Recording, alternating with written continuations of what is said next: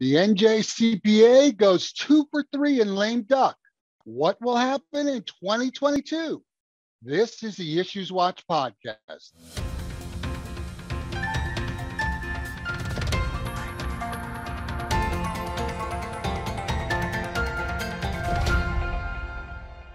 Hi, I'm Jeff Kazerman, Vice President of Government Relations at the New Jersey Society of CPAs, and welcome to the IssuesWatch podcast. It's been a real whirlwind since my last episode back in early December. Two of our legislative priorities made it over the finish line during New Jersey's crazy lame duck session. For me, this was a lot more exciting than a Super Bowl or the World Series, but maybe I just don't get out much. Today, I'm joined by David Smith, a partner with the Princeton Public Affairs Group, New Jersey's most prestigious lobbying firm. Dave has been our lobbyist for almost 25 years, and he is, without a doubt, one of the most politically savvy and hardworking professionals in the State House. In this interview, we're going to discuss the hectic lame duck session that just ended and what's on the horizon for 2022. Welcome, Dave. Thank you, Jeff. Happy to be here. Before we look at what happened during the lame duck session and what we think might unfold for the new legislative session, let's take a look at the crazy 10-week lame duck session, which ended in early January. As you know, better than anybody, the NJCPA did quite well in lame duck. The business alternative income tax, the BAIT as we call it, the BAIT cleanup bill and the nonprofit audit bill, they both passed and both were signed into law. And our, what we refer to as our Section 1202 bill, almost made it over the finish line. So we're batting 666, if I did the math right, which I think that's a pretty good batting average. So what I'd like to do, though, is get your feel for, what it's like there in the State House lobbying during lame ducks. And I'd like to focus on the BAIT cleanup bill to do that. So before you give us your insights into that, let me just set the stage for our listeners by giving them some background on the issue and the legislation. So the original BAIT law went into effect for the 2020 tax year. And as a lot of you know, it's a very complicated and very technical statute. And right from the get-go in 2021, we were barraged with questions and concerns from our members. Many of these questions had to do with the Division of Taxation's interpretation and implementation of the new law. So our BAIT team of experts, probably the only 10 people in New Jersey who really understand the BAIT law, so they began to look at all these questions, sorted through them, and they identified 3 main areas of concern. We went back to the division officials, Division of Taxation, and discussed this with them. And basically what they said was, what you're looking to do, you're going to need new legislation, cleanup legislation. So we went back to our good friend, Assemblyman Dan Benson, who sponsored the original bill. And he was very kind and worked with us to do this. Now, drafting even the cleanup bill was no easy task because, again, it was a very complicated statute and everybody had a different interpretation of what this provision means and that provision. Seriously must have gone through the draft of the bill. We must have had our guys do 4 or 5 different drafts till we finally settled on something.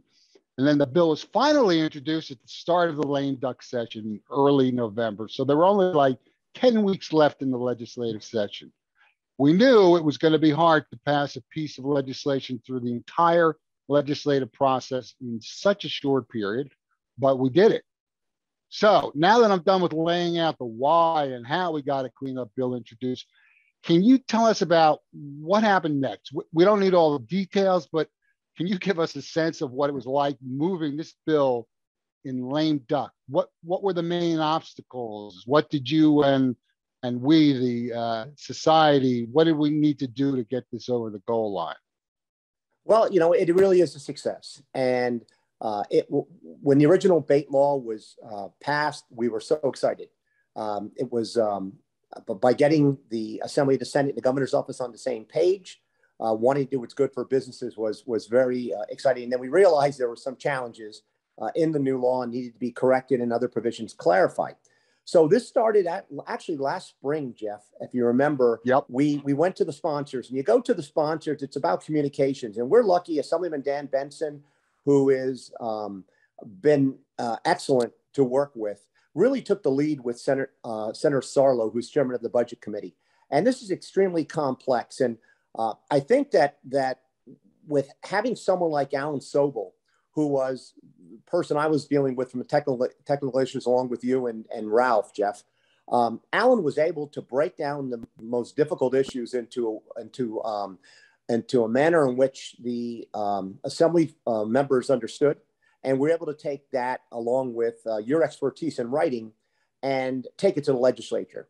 So now the election happened. The leadership was really shocked because, as you know, with the election, having a new Senate president, that was unexpected. Senate President Sweeney had lost. So that threw back a number of the quorum a couple of days. We had a new bill that was dropped in.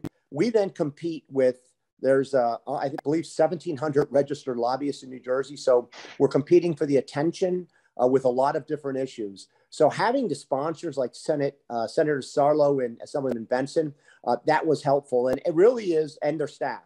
No question that Sharon Schinkel Gardner and Kelly Kelly Reyes were excellent to deal with, and to make sure that bills are put on the appropriate agenda. So it's dealing with the sponsors, their staff, and then also making sure, as we dealt with Treasury, that they were okay with provisions of the bill, because what good is it during lame duck as you're trying to get the attention not only of the sponsors, but also of the chairs of the committees, then it's leadership to get the appropriate floor votes. You don't want to get to the governor and the governor just says, yeah, I never liked this, and you're done with a pocket veto or conditional veto. It doesn't have time to be corrected. So it was really just professional ankle biting. It was having great sponsors and just continually reminding them how important this was to the members of the Society of CPAs and their clients. That is definitely true of the legislative process. And we had a lot of following up to do. I mean, it really is, if you think about it, for a bill to get through in 8 weeks is amazing. Let's take a look ahead now. Now, I haven't been shy about sharing with our listeners that the business community has been very disappointed with the legislature and the governor for these past 4 years. From my perspective, it's been the worst legislative environment for businesses since I started lobbying 30 years ago. That said, let me make it perfectly clear that none of this is personal, that the members of the legislature and the governor are overwhelmingly decent, well-intentioned people who are very smart and have lots of integrity. It's just that we disagree with some of them on some issues about what makes for good public policy. So all that said, Dave, what do you think we might see in 2022? Will things be any better for the business community? And let's start, or why don't you start with maybe taxes and government spending and, you know, the big fiscal issues, and then give us your thoughts on any other important business issues you think may see some action this year. Yeah, you know, Jeff, it's been interesting because you've had a new leadership change. So you have a new Senate president the longest serving Senate President Sweeney out after 12 years. You have a leadership change. The governor has made it really there are 4 pillars that he has focused on. I mean, there are lots of pillars, but to create jobs, but when he as part of his campaign and platform to run for governor, he talked about a lot of different industries that he wanted to grow, that he thought were good paying jobs. And the governor with the legislature, because remember, the Democrats have controlled the Senate since 2003 and 2001. Wow. It was a 20-20 split, and the Assembly is controlled since 2001. So now it's 20 years. Governor comes in. He put a huge bet on moving cannabis. So cannabis issues, really sports betting and gaming issues. There's huge server farms down in Atlantic City. They're serving the rest of the country, and our revenue has exceeded what they thought they would. Governor is also focused a lot on renewables, and his energy master plan, while it's focused on environmental, it's going to be expensive, but there are also jobs being created with wind power, which is and some solar, but really the wind power is the latest. And some announcements 2 weeks ago about the building, working with the feds on securing megawatts off the Jersey Shore. And then the fourth has been the film and TV tax credit program, where they put a program in place at 75 million up to increase it up to 100, and now it's really up to 300 million, which is going to promote studios. So those are really the four pillars, and the governor has recognized that the importance of pharmaceuticals and biotech, but there is a challenge, and with the cost. And my understanding is the governor will be announcing shortly a major initiative, which would be could be good for some businesses that are paying health insurance, but the goal is to reduce those costs for EpiPens and for asthma medicine, inhalers, and also for insulin, and to try to get a better understanding and transparency on pricing for pharmaceuticals. So that's really, I think, these four pillars have been important for the governor. And how does he promote additional investment and entrepreneurship and research and development and job opportunities? He's got a really good EDA that is focused on trying to do that through the tax credit programs. You had a $13 billion program with tax credits, with the job of having making it self-sustaining the program, but having long-term jobs created in the Garden State.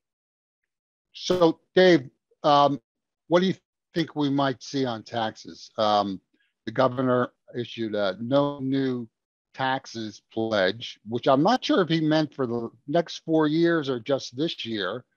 And also the allegedly, there's been mumbling amongst some of the legislators on the Democratic side too, that, hey, we didn't do so well because we've been hiking taxes and we've been left of center, and now we got to be more moderate.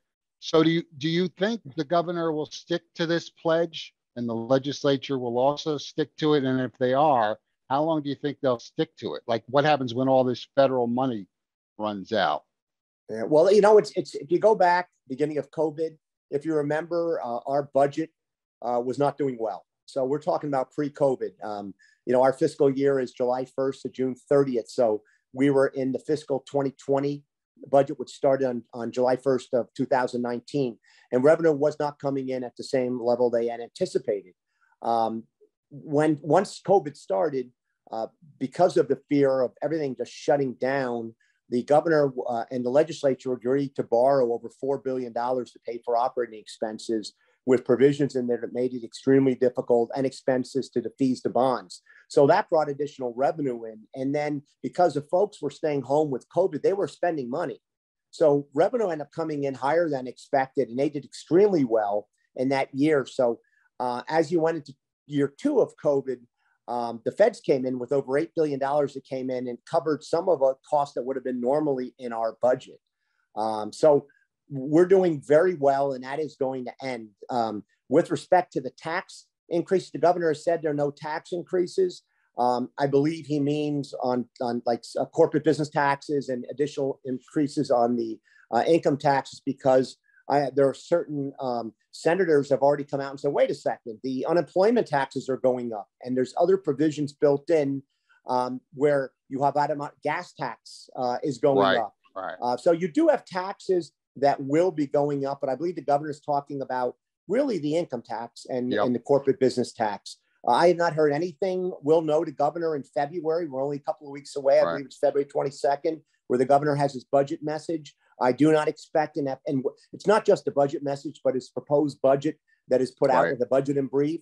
I do not expect to have any tax increases there. But Jeff, you're right about, I'm hearing the same rumblings, which is legislators are concerned.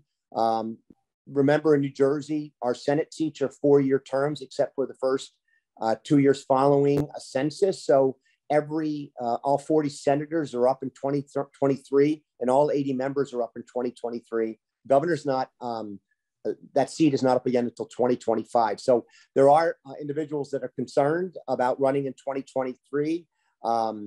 You mentioned something about New Jersey being cranky, and I like to remind folks that Governor Christie in his first term was as high as 72% and ran between 68 and 72%. He won for re-election, and he was near 70% approval rating. Within a year, he was down to 16%, and for the last 3 years of his term, he never went over 16%. Quinnipiac poll said there's no governor in the history of their polling, which goes back, I believe, 55 years, that has ever polled that low that year, that consistently. So New Jerseyans are cranky. And if we don't like what's going on, and we get fed up, they'll get fed up. And there are members, Democrats are concerned.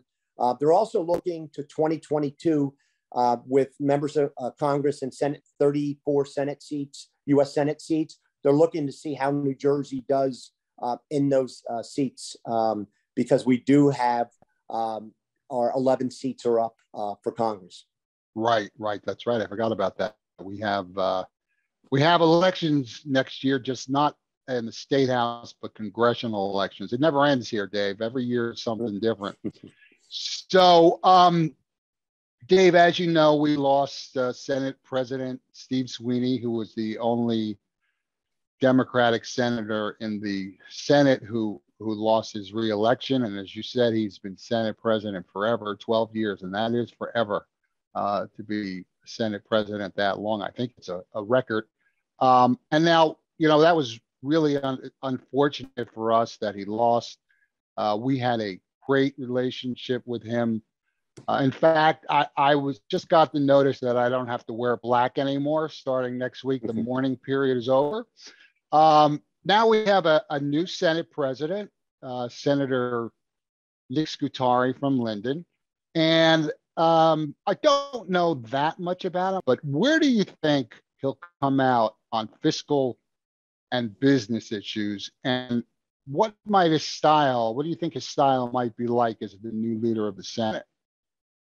Well, yeah, just to correct one thing, Jeff, the Senate president wasn't the only Democrat to lose. Don Adiago lost, Senator Adiago in the 8th district. There was only a one-seat pickup by the Republicans because you did have Kip Bateman, Senator Bateman had retired, and Sullivan Zwicker, who's a Democrat, took that seat. That was a Republican seat. So when you look at the two seats, it literally was Adiago and Senate President Sweeney winning. So that's, losing those two seats. And then Zwicker picking up, and that was the one net pickup. With respect to Senate President Sweeney, his path to progress had a lot of ideas that folks have talked about, but really didn't put into action.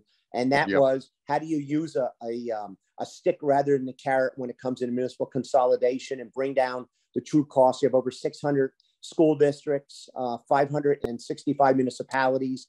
How do you consolidate and how do you have more shared services? And that was something that he believed in. I know Ralph was a part of an inner circle that would analyze ideas for him on those ideas. And he truly wanted to bring down the cost of living in New Jersey. And Governor Murphy had talked about that during his State of the State speech, making it more affordable.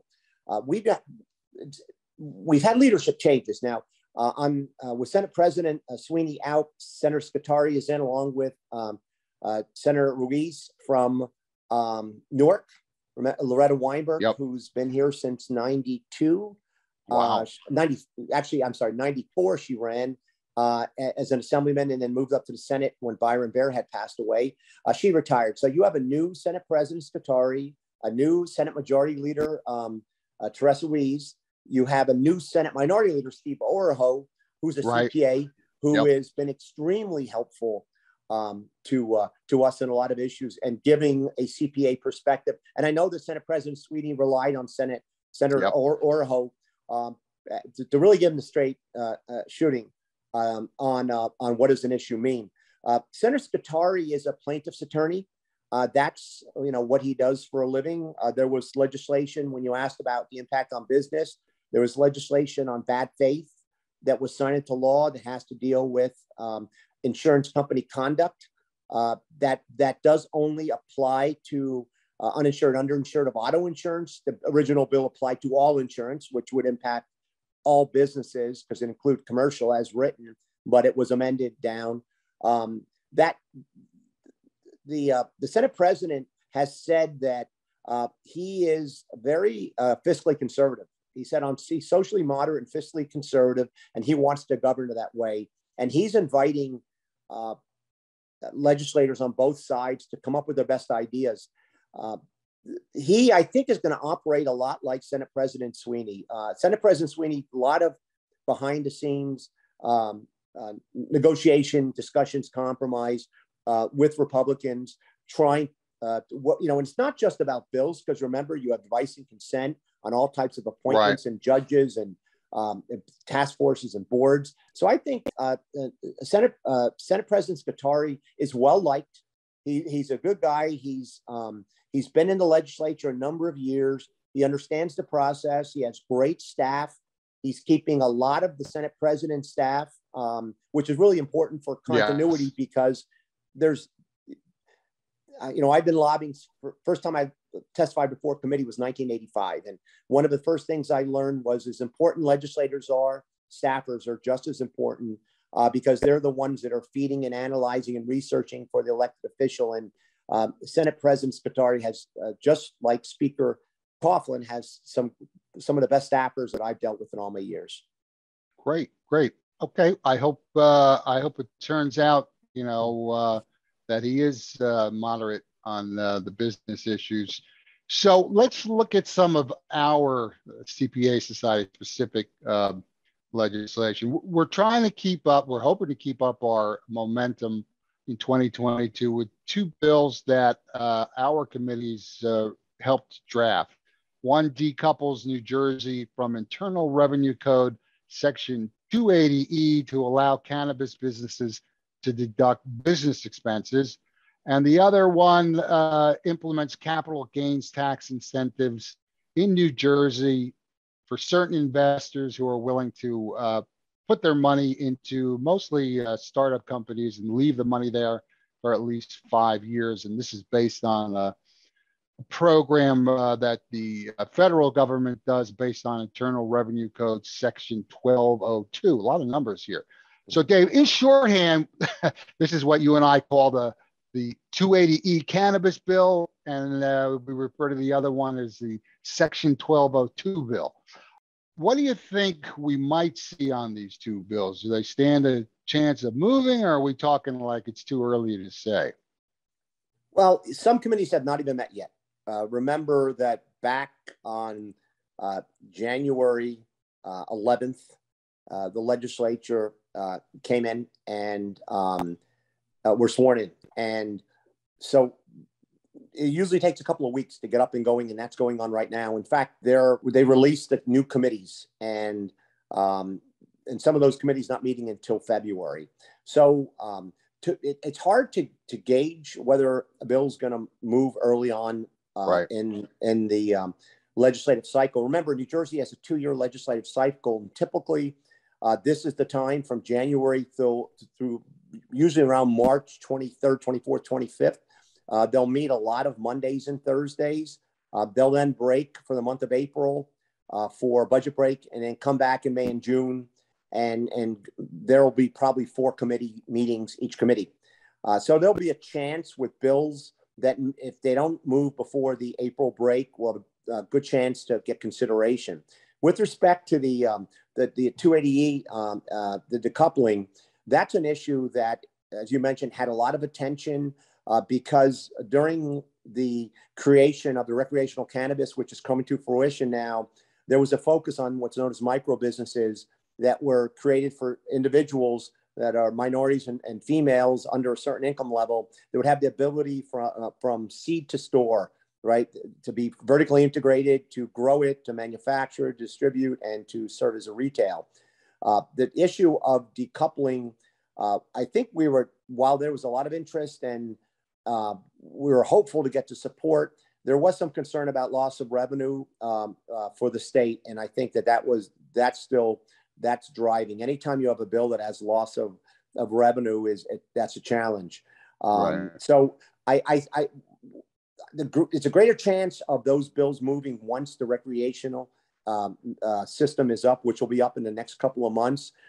Then the challenge is when the business owners start realizing that this is a loss, right? That if we dealt with this would make it more profitable for them.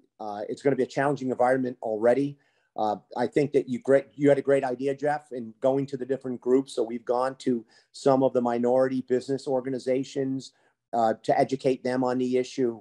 So while we didn't move it in lame duck, there was, I think there's a chance as recreational is rolled out on the section 1202 of the IRS code, that bill to get out of the Senate. As I mentioned, having a great sponsor is helpful. Senator Sarlo, who's chairman once again of the Senate Budget Committee and leadership team of Senator Scutari, he recognized the importance of this bill and what it means, especially for the New Jersey biotech industry, right. Yep. And wants to support that. On the Assembly side, unfortunately, Assemblyman Bertucelli was chairman of the Appropriations Committee. He was a running mate with Senate President Sweeney, and he lost the re-election. Yeah. So it's a matter of the final assignments came out, and we'll work on securing a new sponsor for that bill, and hopeful to try to get it moving in the Assembly. I know leadership. I spoke to senior leadership staff about this at the end when it became apparent we weren't going to make it in the end of lame duck, and there was a commitment that once we start up again, that they'll give this consideration. Great. All right, Dave. Well, it's been a pleasure talking with you on video. Usually we're just on the phone, but you look really great, Dave. Thanks for joining us. My pleasure. Thanks, Jeff. Thanks for listening and watching. To learn more about the legislation that the NJCPA supports and opposes, visit njcpa.org/advocacy. And be sure to register for our free webinar, where we will be analyzing Governor Murphy's proposed budget for New Jersey's 2022-23 fiscal year. You can register to attend on March 14th or March 18th by going to njcpa.org/plus. Lastly, I urge you all to contribute to the New Jersey CPA Political Action Committee, a nonpartisan organization that allows CPAs in New Jersey to pool their resources to help elect candidates for state office who support issues important to the CPA profession and business community. PAC support by CPAs lags far behind that of other professions. Let's turn those numbers around. Visit njcpa.org/PAC to contribute online or by mail.